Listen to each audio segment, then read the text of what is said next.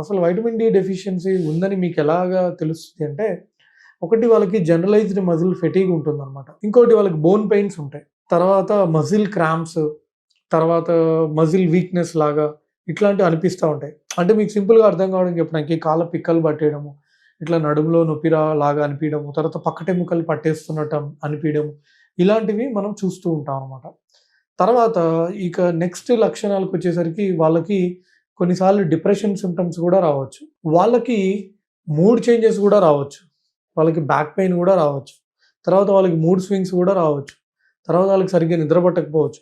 So, vitamin D deficiency వల్ల చాలా చాలా ఇష్యూస్ అనేవి వచ్చే అవకాశం ఉందండి.